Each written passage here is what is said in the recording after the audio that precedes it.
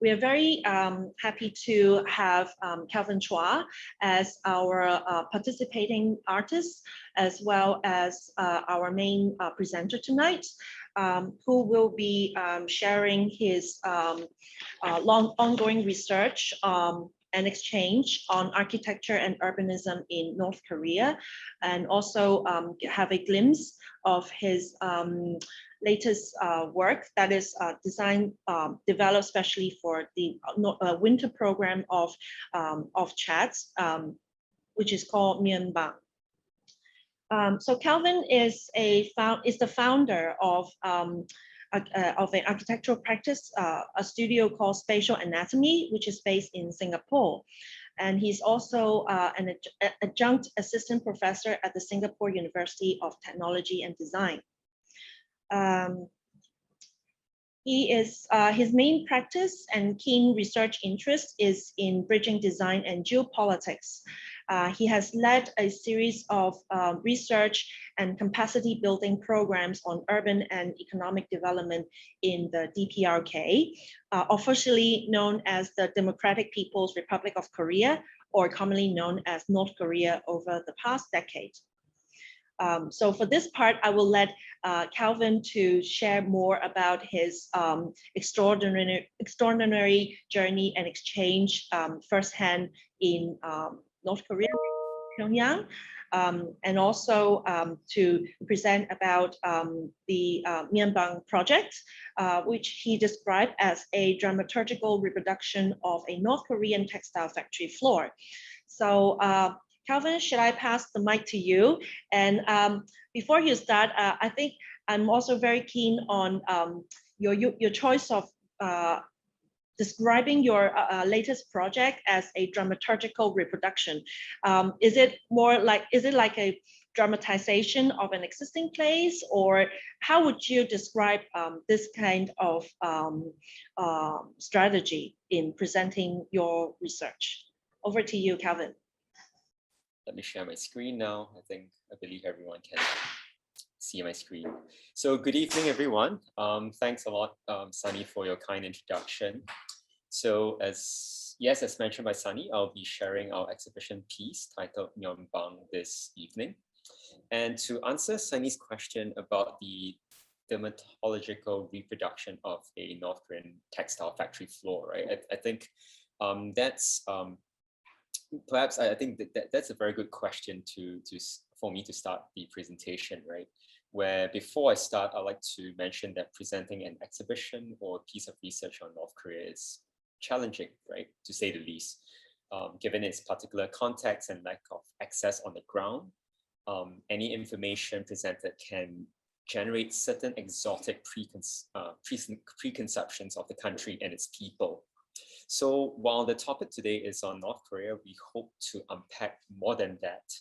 And what we'd like to do is to present our in-progress research work to review our approach towards the exhibition, and also, an architect's response towards an art exhibition. And also, we'd like to use this opportunity to share the way architectural typology structures the way we live and work, how it structures social relations, gender roles, and so on, right? So I think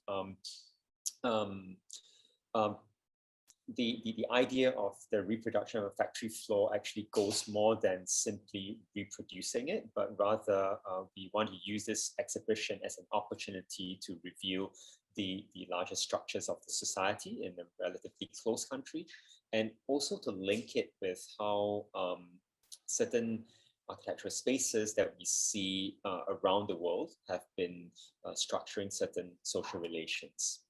So a little short introduction about myself. I run a practice called Spatial Anatomy, and we practice at the intersection of architecture, urban planning, and advocacy work. And like what Sunny mentioned, I would like to share a little bit about one of the advocacy work that we've been working on for the past decade, which is to provide knowledge exchange in a relatively closed world. So this is an aerial view of the Korean Peninsula. To the north, you can see that's China, where it's brightly lit, and to the south, it's South Korea. And this white dotted line here is an outline of North Korea, where it's very obvious that it is a black hole. There isn't much light activity, or in fact, it's an information black hole. So over the past 10 years, we have been, or rather, through Chosun Exchange, which is a Singapore-based NGO, I have been leading a series of urban development, economic development workshops for North Koreans, policymakers, and small-scale business owners. So this is an image of one of our in-country training program in Pyongyang. So when Sunny invited and Wei invited us to contribute a piece for this series of exhibitions, we were thinking how to capture reveal the social and conditions of North Korea through an art exhibition. It is quite challenging, right? I think on one hand, a typical way to review North Korea's society is to dramatize its larger than life monuments, iconic or even pastel looking pieces of architectural icons, right? Or even the way propaganda posters are being designed. But to us, I think that would be overly dramatizing the society. And hence we wanted to pick on a topic that on one hand could actually link, connect with the goals and objectives of chat. And at the same time, we could use that as a way to slowly tease out the way society is structured, the way social relations are structured. So we wanted to reproduce or recreate a textile mill in chat. So as you can see, these two images, they are somewhat of a reproduction of almost like a transplanting of the Kim Jong-suk textile mill in chat itself. This is, but at the same time, within the interior space, the entire setup is not just a reproduction, but you can start to see certain elements being displayed, and these different elements or artifacts will then tell a different story about the country. I mean, it will reveal a certain narrative, a certain kind of anecdote, or even certain factual information, pieces of information about the country. And visitors would actually scan a QR code to get more information about it. So to summarize, it's really an exhibition to in an almost journalistic way, to paint a picture of the North Korean textile industry and its social and economic structure. But at the same time, we wanted to really go beyond that and to really question the role of a textile factory in relation to the as an architectural type, right? Hence, we came up with the title of the exhibition as Myeon-bang. So it's a word that we kind of piece together. If you were to translate it to English, loosely translated, it could mean fabric room or textile room or cotton room. And if it's directly translated to Chinese, it will be Mianfang, which is the process of weaving fabric or making fabric. But what's more important to us is the word pang, right? Pang in Korean means room. And I think what's interesting about this word pang is that the room can be conceived as a form of measurement and also a specific type of typology in the way it structures our life, right? So, and hence the exhibition that we want to reveal is how the textile room itself structures all these different kind of social relations. So if we were to look at the elements of the room as a form of measurement, we can start to see, the size of the room being used as a unit of measurement throughout East Asian culture, right? In Korea, known as pyong, or in Chinese, is known as ping, or in Japanese, is known as zibo. And so one pyong or one ping is equivalent to 3.3 square meters. And on the left-hand side, you can see like a typical apartment listing in Korea, where the floor area is denoted both in square meters and also in pyong, right? I think for more information, you can just Google it. There's a lot of information on how Pyong is this unit of measurement of the room actually structures the way people live. So this is an exhibition by a Singaporean artist, Debbie Ding, which she did in Korea, where you can really see through an interactive way the size of a single pyong, right? It's almost like a single square. You spread out your hand, and that's almost the size of your bed, and that's one basic unit of pyong, and that is what defines the size of the room. But going beyond measurement, the room can be envisioned as a form of typology, right? If we look at go back to history, the invention of the Frankfurt kitchen by Margaret Schuch-Lejotsky is a way to make the kitchen much more efficient.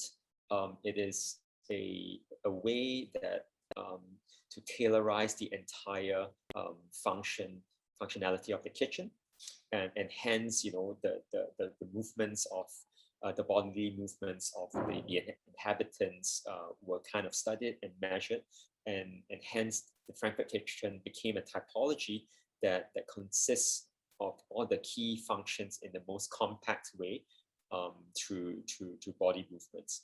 But beyond the structuring the kitchen space through the size of body is the way it structures social relations. I think before the Frankfurt kitchen came into being, the idea of the kitchen didn't exist.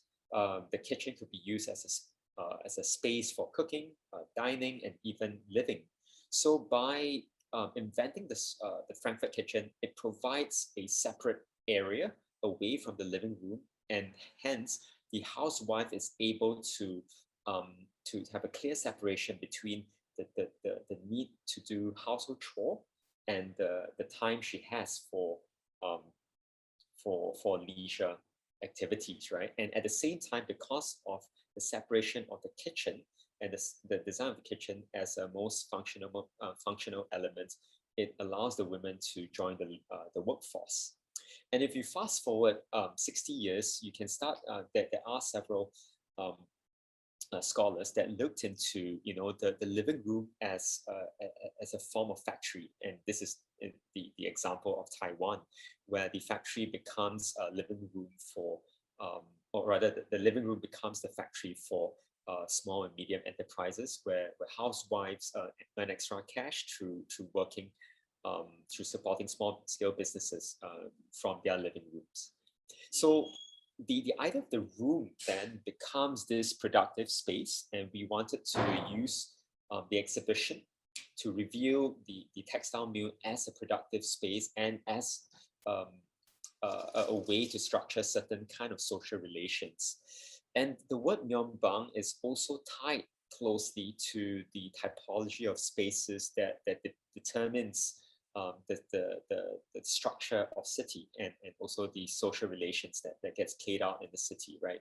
So in South Korea, you can see the evolution of the various forms of rooms, right? Various types of bangs. Starting in the 1950s and 1960s, we have the tabang, which is the tea room, where the earliest form of cafes that brought people together to socialize. And there is the jjimjilbang, which is a steam room or a sauna, where it's almost like a large hall of people gathering, watching videos and so on.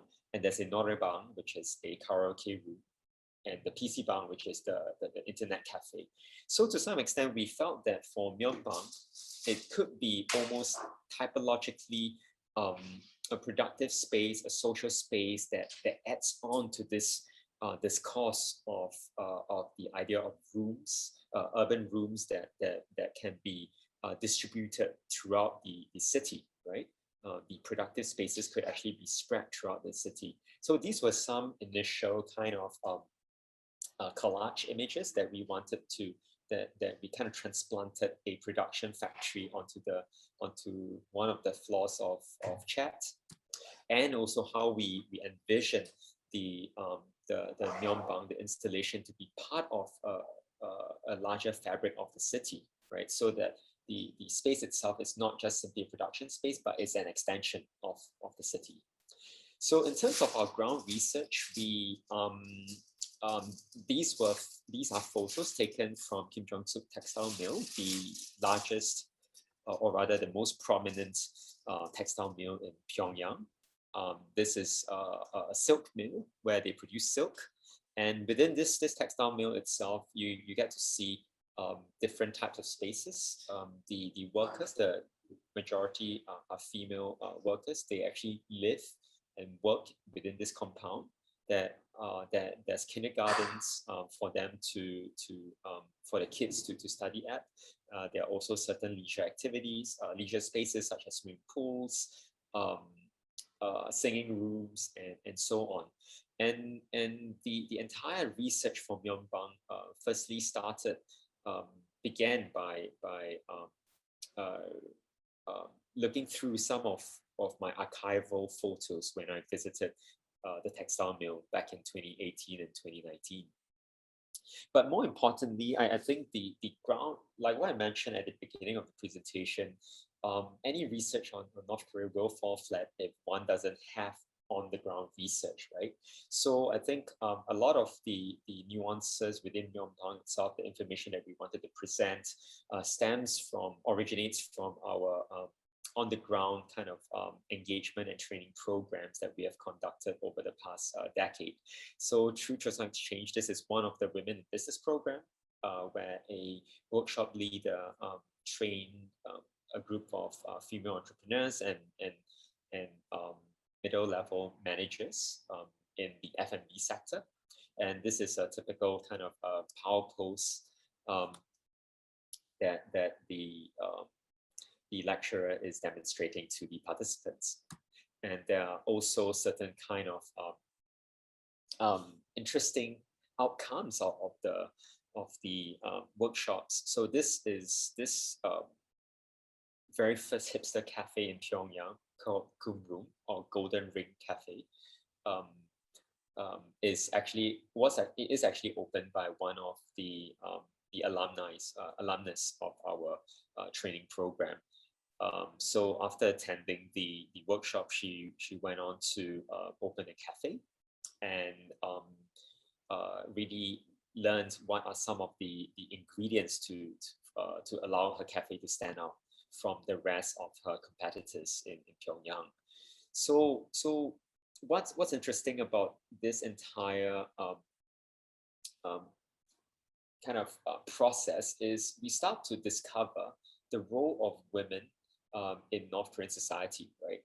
Contrary to popular belief that given the huge emphasis on the state structure and state-owned enterprises, and also the military, that women play a lesser role in North Korean society. But the converse is actually true, because the women labor force is actually relatively large. It is just not reported as widely. So within the hierarchy of the North Korean society, one will realize that actually the women labor force is very prominent in the F&B sector, the service industry, and also in small-scale trading. So this is Tongil Market, one of the large-scale markets in Pyongyang, where you see a lot of women traders. They buy and sell small products that they obtain and import from China. And hence, even though the men in North Korea gets an official job, draws an official salary, the women actually supplements the household income through these small-scale trading and also small-scale F&B businesses. Hence, after painting after understanding the role of women within North Korean society and their economic contribution, we wanted to reveal the role of women within the textile industry, and hence that's the origins of our research project on the textile mill in Pyongyang, right? And hence, through our exhibition, we wanted to show the scales of the textile industry from the scale of the room, how the bare necessities are provided for the female textile workers, all the way to the next scale of the hall, how the hall it contains all the workers and how collectively they generate a certain kind of identity through propaganda signs, propaganda music being played to rally on their production, all the way to the scale of the district and the scale of the city, how the entire textile factory is designed almost like a microcosm of a city. It contains various functions from production spaces to living quarters, to kindergartens, to leisure spaces, and so on. So within the exhibition piece, you start to discover certain artifacts. We have structured the entire space within chat. So this semicircular enclosure will be where our exhibition will be located. So we have kind of split into two parts, right? We have the immersive imitative environment where we will reproduce certain artifacts to reveal the textile industry and the role of women that partakes in this industry, right? And next we have the forensic articles, which are what we call the more factual pieces of information, which will be presented through a light box. So as you can see from this exo view, you start to find snippets of different artifacts being laid out.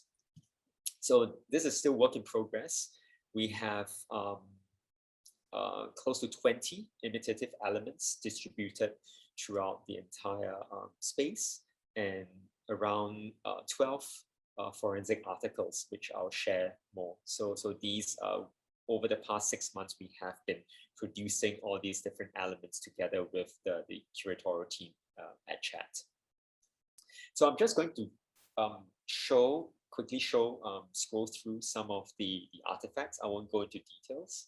You can experience it yourself when you visit the installation, the exhibition piece.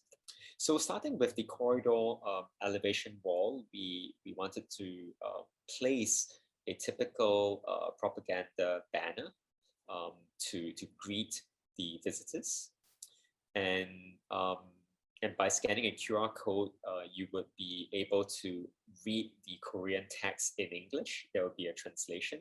So for example, the first propaganda banner states, diligently study the lessons. And the second states, earnestly serve the people.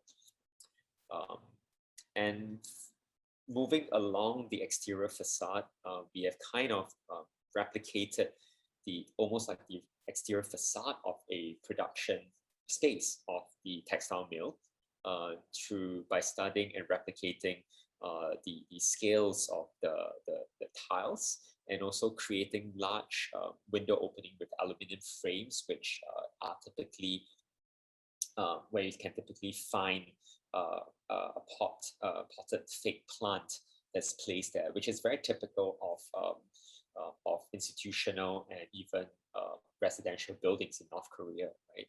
What do you put in front of a large window?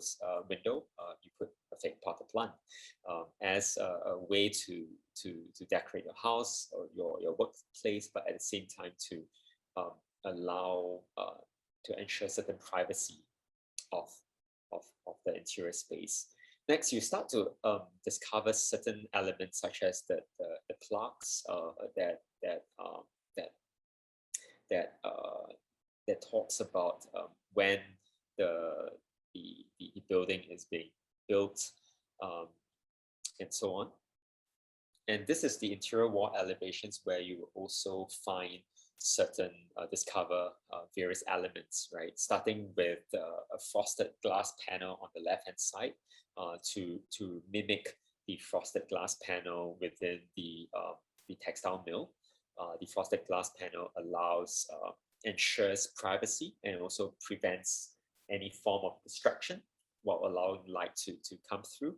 So we felt that this frosted glass could be quite a nice interplay between the visitors sitting by the light box reading the forensic articles and the visitors standing at the atrium of the building, the chat building itself. And we also studied the floor patterns. In this case, we wanted to replicate the semicircular floor mat with the magnolia imprints as a way to reveal the interest in humanizing or making the workspace to become much more enjoyable in a otherwise in a very dry and boring condition. Next are a series of small posters ranging from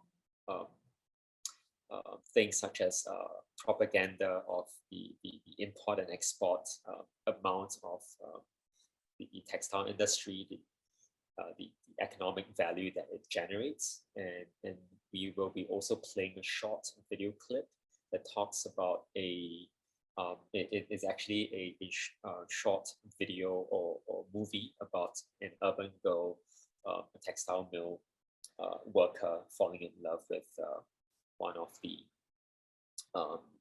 urban boys, right? So to some extent that reveals the social aspect of the worker relationships. Next, you will find a series of propaganda quotes, certificates that you typically find in the textile mill. So next is the next segment is the forensic articles, which comprises of maps of the Vinalon city in Hamhung, where an entire city was built around the production of textile materials. And as we move downscale, we will look at the role of the micro district and also the scale of the factory itself. Then we slowly move down the scale to the room, the leisure spaces and factory floor within the textile mill. And what we want to start to do is that as visitors visit, takes a look at these different forensic articles, one would be able to better understand the impact the textile industry has on the city and on the inhabitants. And finally, we end off the forensic article tables by displaying some of the dress catalog system and even the different types of stitches being used and produced by the textile factories.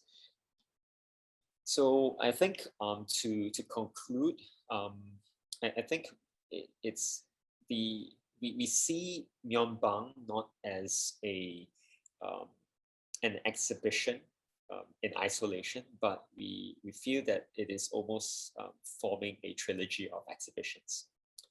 So in 2017, we collaborated with Proud, or rather Yim Dongwoo from Proud, at the Seoul Architectural Biennale, where we recreated a Pyongyang or North Korean apartment within a 36 square meters space.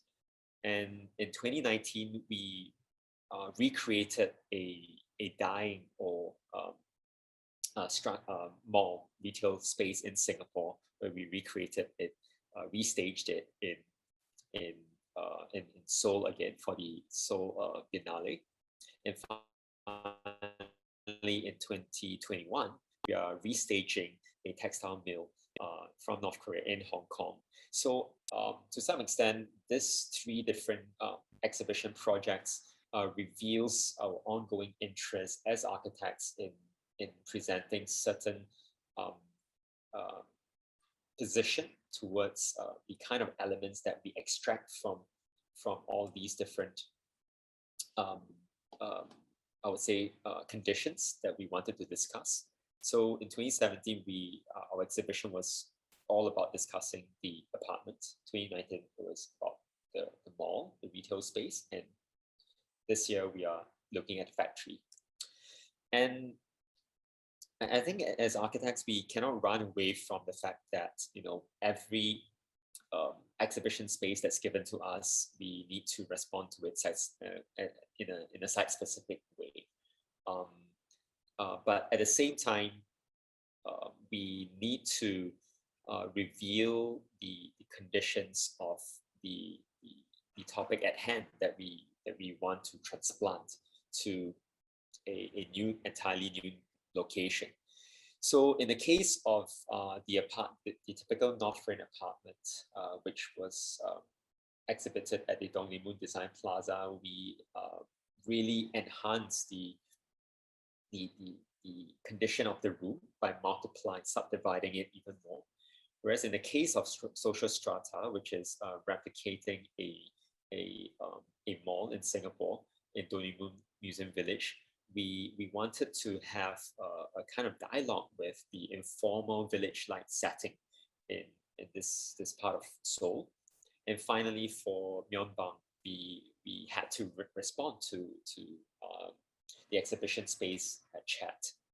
So these are just some images showing how we attempt to respond to the site-specific conditions while presenting almost a reproduction of the specific spaces, and also adding on certain piece of research that we would that we want to present to the visitors. So in the case of Pyongyang Salin, you'll start to see that this is almost like a typical North Korean apartment living room, and on the walls you start to see photos, drawings being framed up, in a very typical fashion of what you find in North Korean apartments.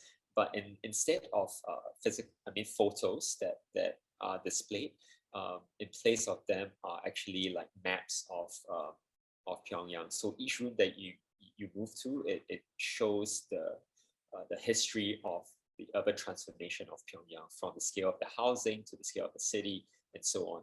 And in the case of social strata,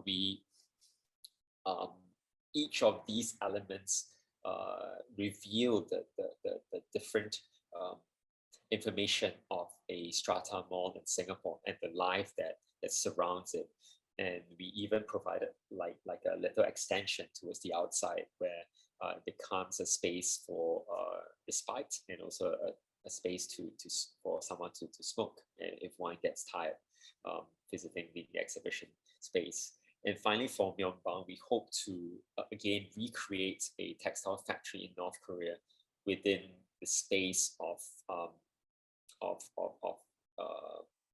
the Chat exhibition space, in a way that on one hand, visitors will be able to experience a snippet of a textile factory in North Korea, while forming a new kind of perception or relation with the Music Chat space.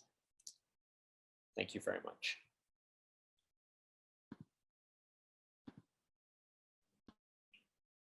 Thank you, Calvin. Thank you for your very informative and engaging sharing about your upcoming project, and sharing details about how the project is conceived and developed at this point.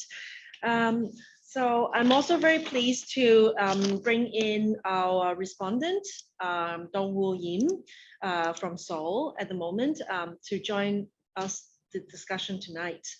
Dongwoo is here with us, and as Dongwoo has been a frequent collaborator and peer researcher with Calvin for a lot of his project presented in Seoul. And also Dongwoo himself is also a very prolific researcher and writer about the urbanism and urban design of North Korea himself. May I have just have a brief introduction about him? He's the co-founder of Proud, if I pronounce correctly. Yes, thank you. PRAUD, which stands for Practice for Research, Architecture and Urban Design, based in Seoul. And he's also an assistant professor and in Hongik University Graduate School of Architecture and Urban Design. So as I mentioned just now, Dongwoo has been collaborating with Calvin in a few of the projects, which Calvin has quickly shared just now. For example, the North Korean apartment that was shown in Seoul Biennial, if I remember correctly, 2017. So that project was co-curated with Dongwoo, and also and Dongwoo himself is also very active in curating and researching on architectural exhibitions. One of his key most notable project is the Korean Pavilion in 2014 Venice Biennale, which has won the Golden Lion Award at that year for South Korea. For the sharing of Dongwoo, he will review on the two projects that Dongwoo and Calvin worked together before, and also share a little bit further on his work and research on a micro district, which is a design situation typically that is found in North Korea. So over to you, Dongwoo, and I think Calvin will also stay in to join the conversation. Over to you too. Thank you, Sunny. Let me share my screen. And then, yes, I hope the screen works. Thank you, Sunny, for the great introduction, and thank you, Kelvin, of course, for the great presentation. I always like to hear and learn what Kelvin does. So I hope everybody in the room also got a lot of let's say excitement to the upcoming exhibition that he's preparing now. So as Sunny mentioned, maybe I can start with a couple of projects that we were involved together in different ways.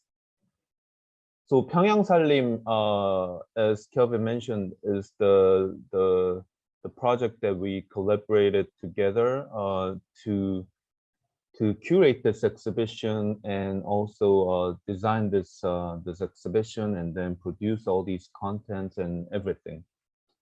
And as Kelvin didn't have much time to explain what this was about, maybe I could give some follow-ups. So as he mentioned in his trilogy of exhibitions, probably perhaps this could be the first one that could be set in that was exhibited in 2017. So as Kelvin mentioned, we tried to mimic the North Korean apartments, one of the units of the North Korean apartment. The reason why was that as he mentioned, that this was exhibited in Seoul, South Korea, right? And as you may know, that South Koreans are not really allowed to visit North Korea, unlike Kelvin. Like, he travels to North Korea whenever he wants. He has a secret passport. Anyways, so but South Koreans cannot go to North Korea, right?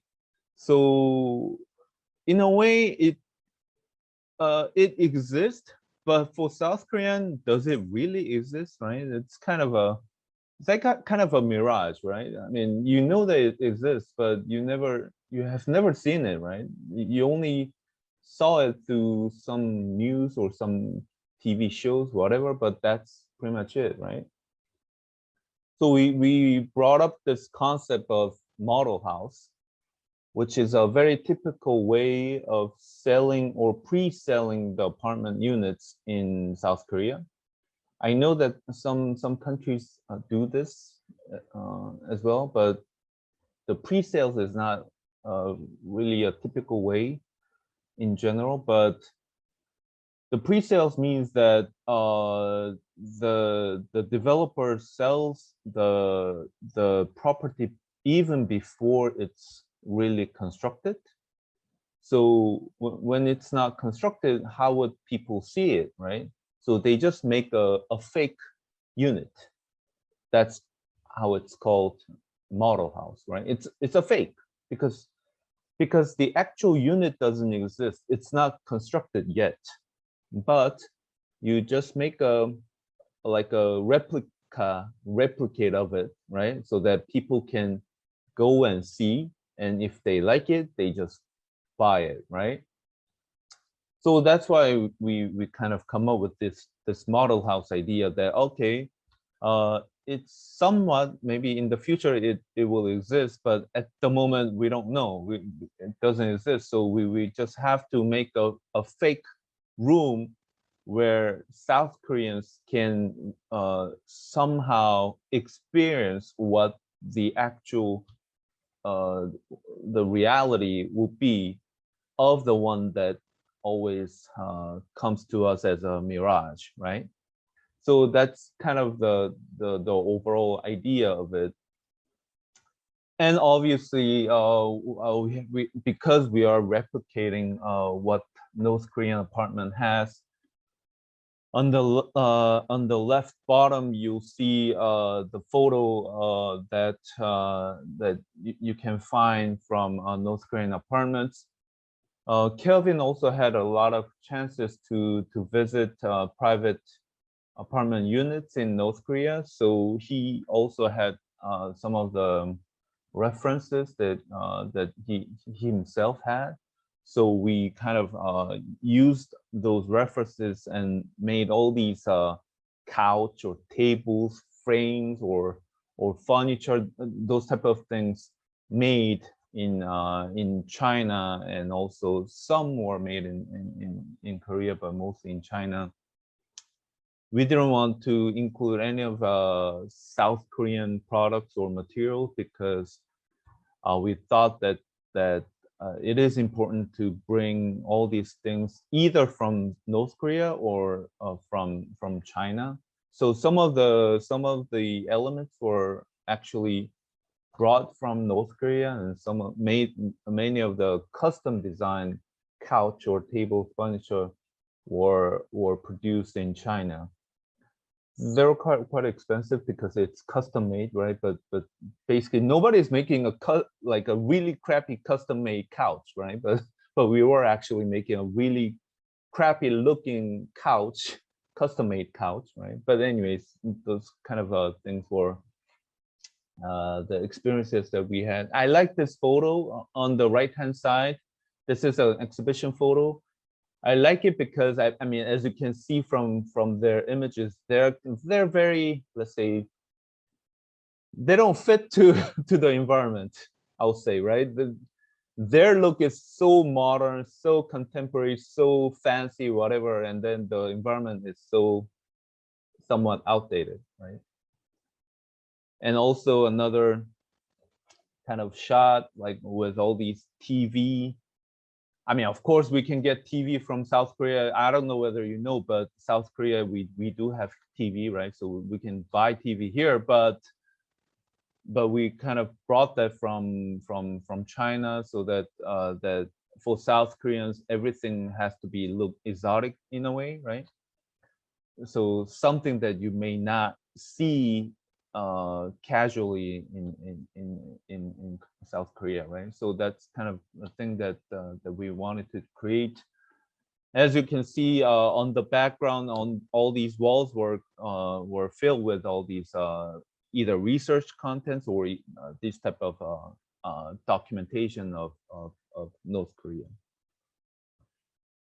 This was very well received during the exhibition. I should actually say that what Kelvin and I did was very it was a mega hit of the Biennale, because that all these South Koreans, as we expected, all these South Koreans, it was their first time to really be in the North Korean environment, even though everybody knew that it's a fake one, but still it's way more than just seeing the photos on the frames or through the frames or the TV. So it was quite a success. So I'll say that this was really a big kind of I mean, it's been already 4 years ago, but still a lot of people in the related to the Biennale that still refers this project as a reference. And 2 years later, it's the same Biennale, so it's called Seoul Biennale of Architecture and Urbanism. So it's basically it's a Seoul Biennale for architecture and urbanism.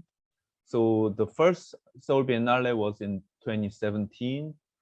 We did Pyeongyang Salim as part of the first Biennale in 2017. And in 2019, because it's Biennale, it's every 2 years. In 2019, I was lucky to curate the whole city's exhibition. And we invited around like 80 cities around the world to exhibit their own cities, right? And then, of course, for Singapore, we invited Kelvin. He's the best architect that I know of from Singapore, or from East Asian context, I'll say. So anyway, so what he exhibited was something that you already saw, but basically this was actually his content was about the building strata. It's a mega structure building. It's a huge shopping mall type of building where all these small shops exist, right? So as far as I understand, this building is somewhat in the transition to either rehab the building, or maybe there are some conversations about demolishing it as well, right? But all these let's say the mega structures from the 70s or 60s, a lot of countries actually struggle with those mega structures. So there are a lot of conversations about should we remove it, or should we kind of reuse it? Those type of conversations. So I'm sure that I haven't been to Chad yet. Maybe next time I visit Hong Kong, maybe I should visit Chad. But similar to these factories, right? There are a lot of always there are conversations about, okay, should we just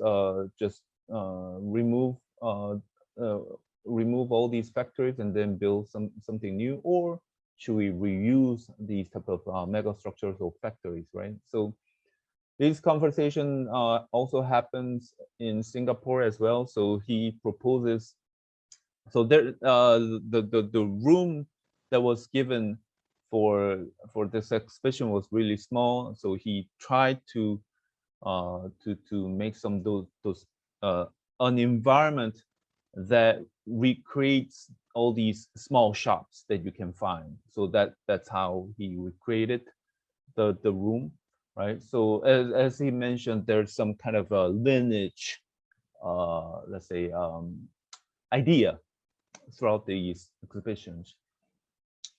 So I was just curating the overall exhibition, so I wasn't really doing things with Kelvin on this exhibition, but I was happy that to see Kelvin's artifact in this exhibition. Then now we are moving on to the third exhibition, and as Kelvin presented, this is a slide from Kelvin's.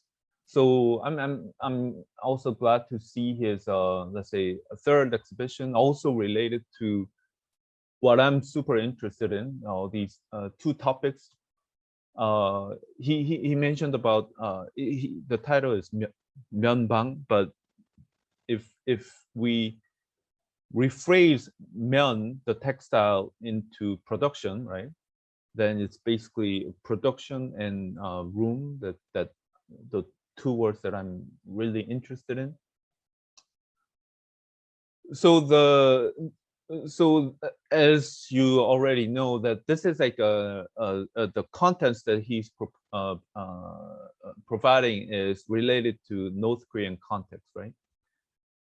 And for North Korean context, the thing that I'm also interested in, which I'll also leave it to Kelvin for his feedbacks, is that it's called 8.3 인민소비품 policy. It's basically it's producing daily necessities through all these small factories or cottage industries. Kelvin mentioned about the Taiwanese book about living room as factories, right? So those type of cottage industries are also happening. I mean, not necessarily in the apartment unit, but within the residential complex. So this idea is basically in the 80s, the leader of North Korea said that, oh yeah, there are so many byproducts out of these from these factory products, right? So what can we do with all these byproducts? So they give a lot of they made a policy to make all these daily necessities with those byproducts, right? So then it became kind of a, how to say, its own business, its own industry. So they had their own kind of stores that only sells these 8.3 daily necessities. It's kind of interesting, right? So basically, where were they produced, right? Basically, then it goes to the idea of Kelvin also mentioned the idea of work units. It's called 간의 작업반, or basically, which means that it literally means it's a workspace where you can produce things within the residential district. So all these things obviously cannot be a huge factory. It's a very small unit where all these it's mostly for women because they can everybody has to work anyways in North Korea and most of the socialist countries, but women, they were more working at a labor intense industries as opposed to men. So as you can see from here, they're producing all these clothing or garments and whatever, and then these are very small room that you can find, right? So it's called work units. I mean, in English it's called work units, but I'm sure that in Korean or in Chinese word it's a way better translated. It's basically, yeah, it's a workspace within the living space. And those things were actually not a totally new concept from North Korea. It is embedded in the micro district. Micro district is another thing that Kelvin briefly mentioned, right? So micro district is I don't know how much you're familiar with all these big residential complexes, but basically when the socialist countries, when they wanted to make a huge residential compound, they argued that there should be a lot of amenities that have to be provided along with residential buildings, right? It's so putting a residential compound doesn't necessarily mean that they only have residential buildings, right? They first they should have schools, They should have daycares. They should have some small stores and restaurants, and of course parks. All these things that are needed for our daily lives were provided along with the residential buildings, right? So it creates a whole compound. The reason why they did it is because for socialists, they had to provide a better environment for working class people, right? So for them, this is kind of the way, right? So it's called micro district. The reason why it's called micro district is it's the smallest, let's say, smallest unit that compose the overall city, right? So in Chinese word, it's called xiaoku. It's basically micro district. Within that micro district, as you can see in this blue, there are always small factories that as I said before, that produces all these small products. But then I want to move on to then what's next for us, right? I mean, Kelvin and I are not historians, basically, right? We're not looking back of all these, let's say, history. We always want to foresee what's going to happen in the future because we're architects, basically, right? So as I said about the 8.3 daily necessities, so there basically the idea is, okay, what can we make out of the byproducts of all these products, right? Then the term circular economy comes up to this idea, right? These days, I mean, I'm sure that some of you may have heard the term circular economy. So in economy, basically, it's making when it becomes like a city or the district, it becomes a local circular economy that you basically make things in local and buy things in local, those type of ideas, so that all these economies they circulate within it, right, within the group, and also production wise, so right. So that's not a totally new concept, right? It was there in North Korea as well as other socialist countries, right? So what can we learn from them, right? What can we learn from them? That's kind of the initial question that I had.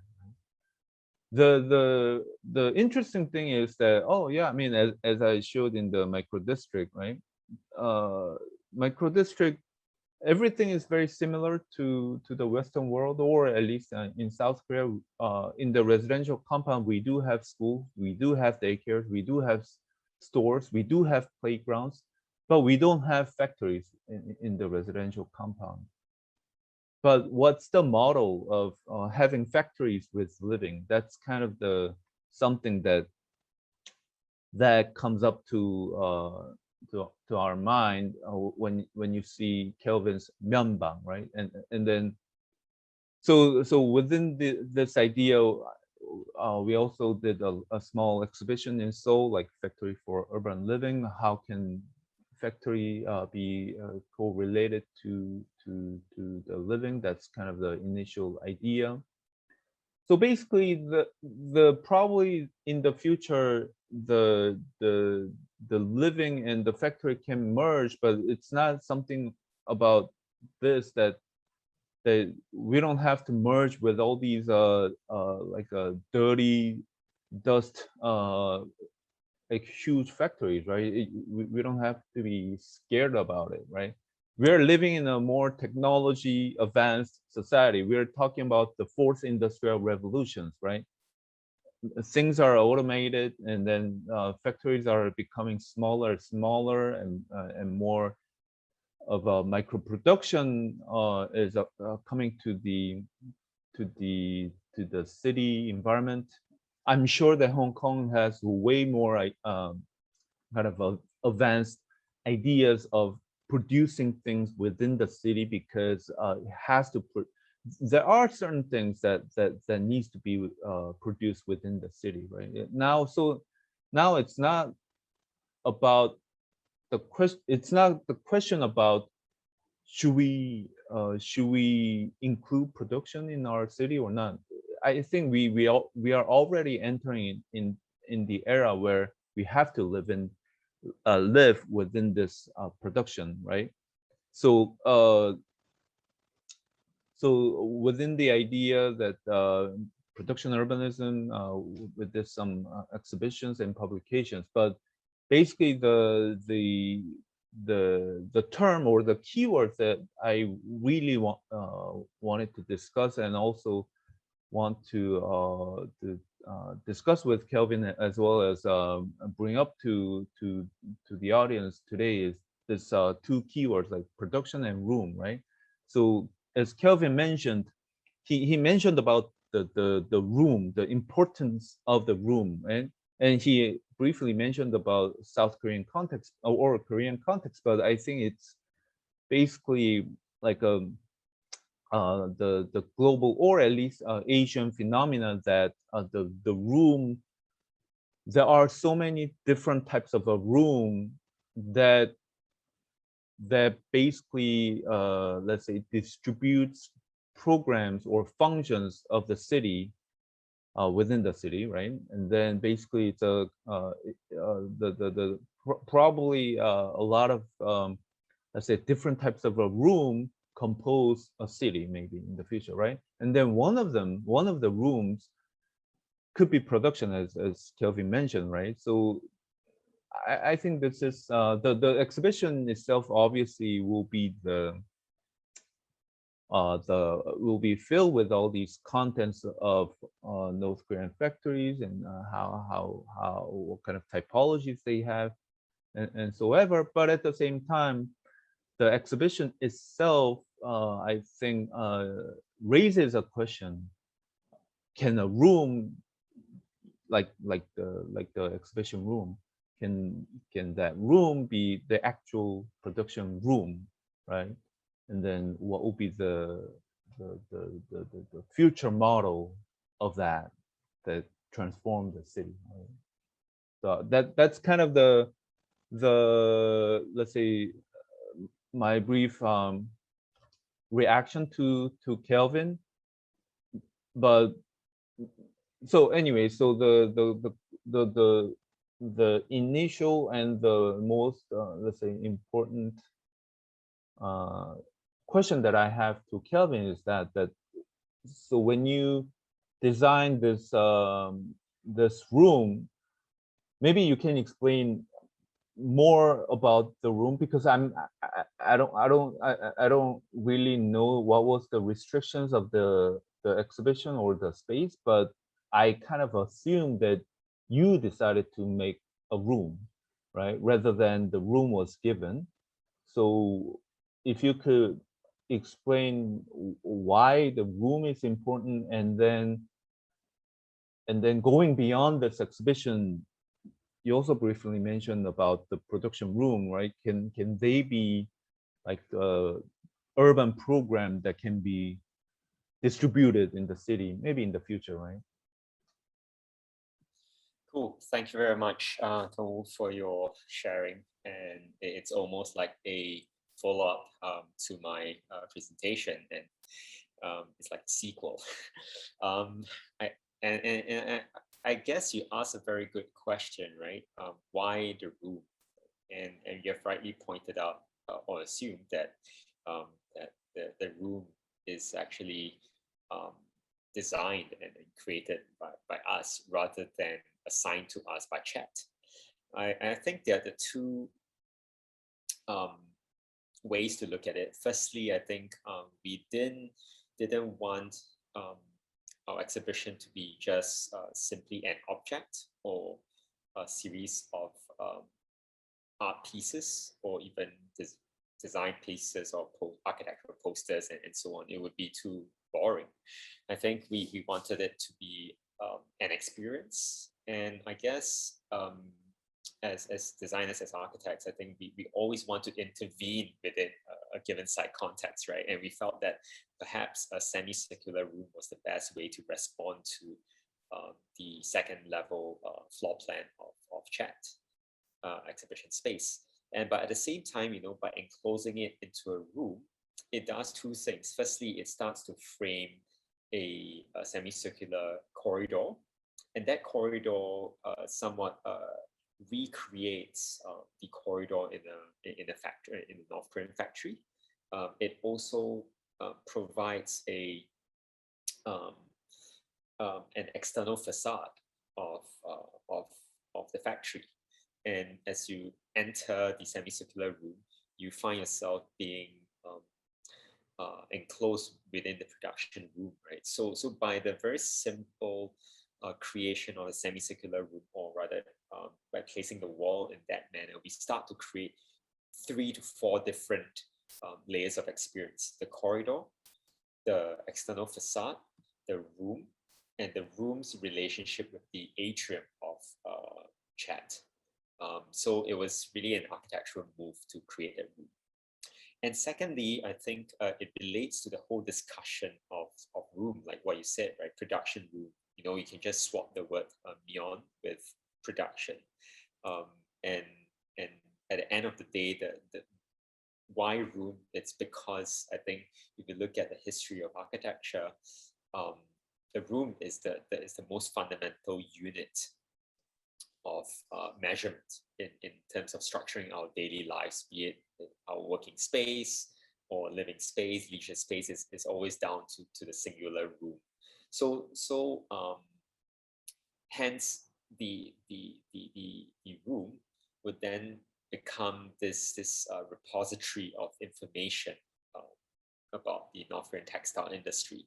But at the same time, the second layer of narrative is really to reveal or to allow visitors to question, what is the status of the room in relation to your own culture, in relation to your own kind of living and working conditions. And I guess in relation to your second question, whether it can be replicated, potentially, I think that it would probably open a new area of research. How do we then replicate the textile production to other parts of the city, the country, or even other regions?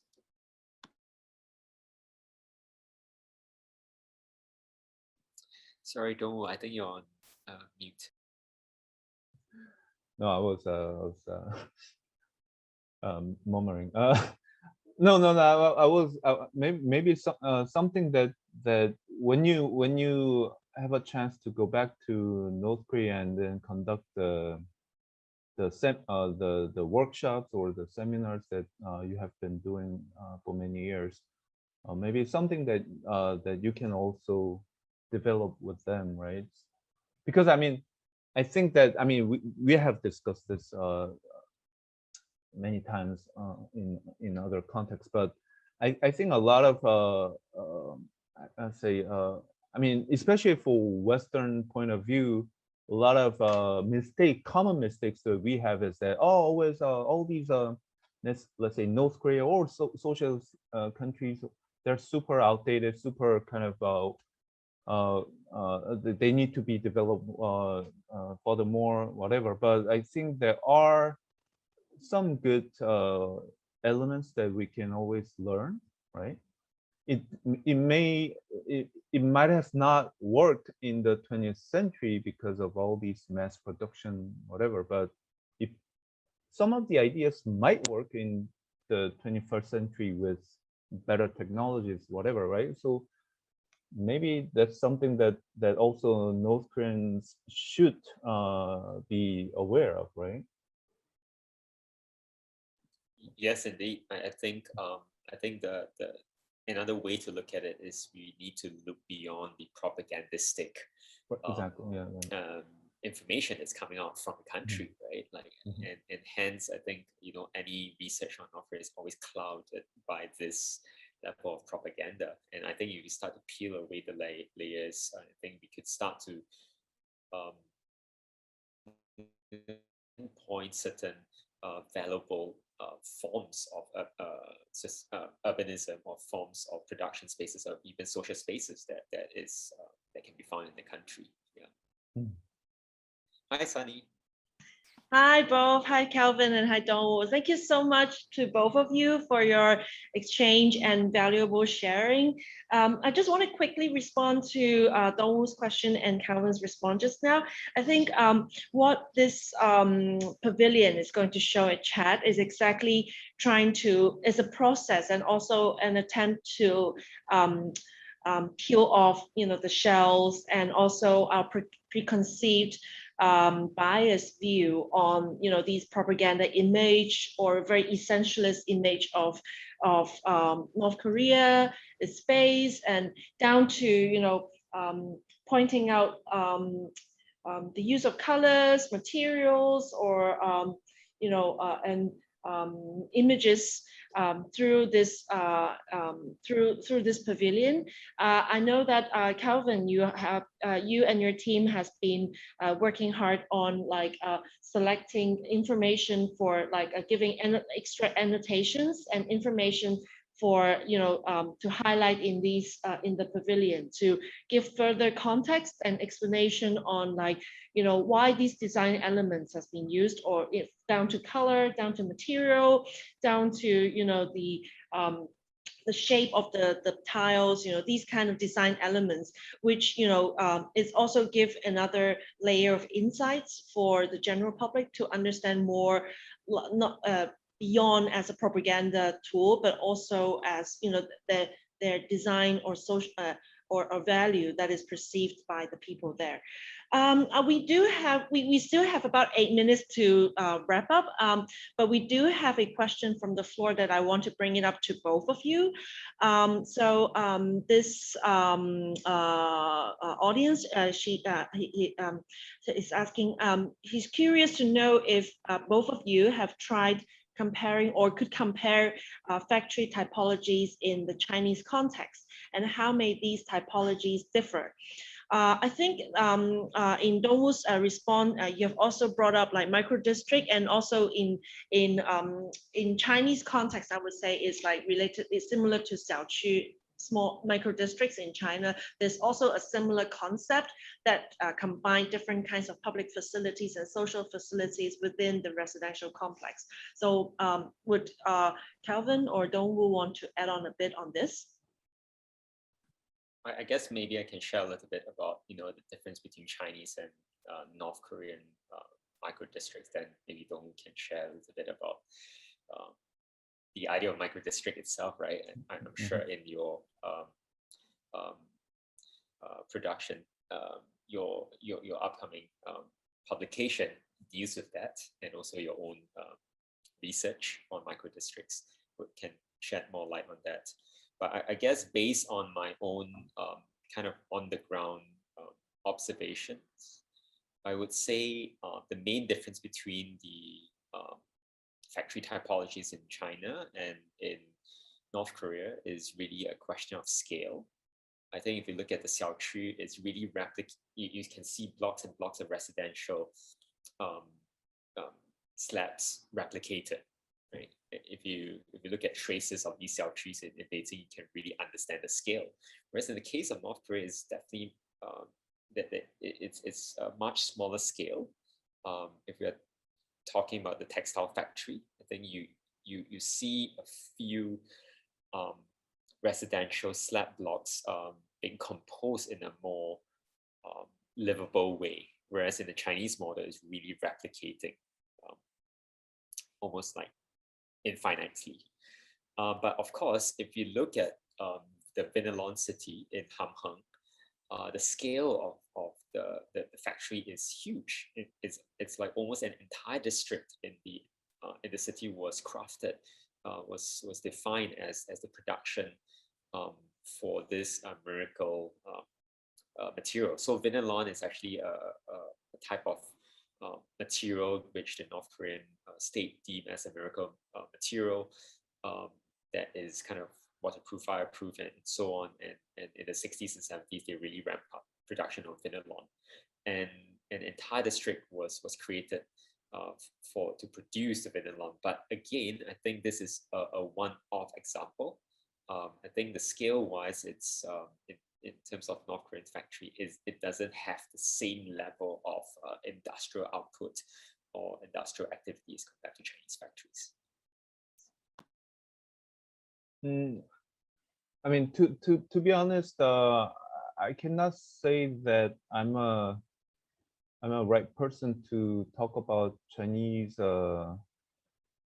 factory typologies or Chinese context, because I briefly know about it, but I don't know very well. But what I could say is that perhaps even within China, I think things varies.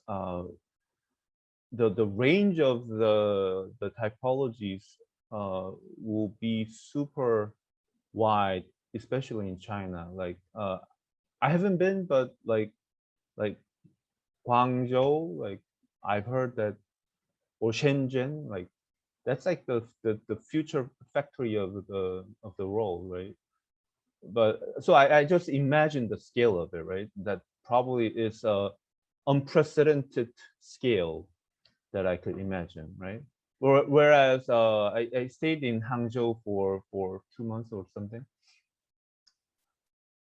I mean, but even so, I don't know the full version of Hangzhou, but Hangzhou context was a bit different from what I expect from other let's say Shenzhen or Guangzhou, right? So probably the contexts are different. But for example, like there's a really interesting book like called Beijing Danwei. Danwei is another kind of probably the Danwei. The translation of Danwei is basically unit, right? So another similar type of idea to Xiaoku or micro district, right? So the book Beijing Danwei talks about how all these Danwei in China, or at least in Beijing context, they are being in transformations, and obviously the ways of transformations they also vary, right? Some of them are just converted into the cultural facilities. Some of them, there are some says that they need to keep some of the production functions while all these living spaces could be converted into, let's say, a better quality living environment, right? So I think that I mean, it will be super interesting to look into the Chinese typologies, but sorry that I don't know much about that's it yet. But thanks for sharing your personal experience living in Hangzhou, and your insight, like your understanding from your perspective.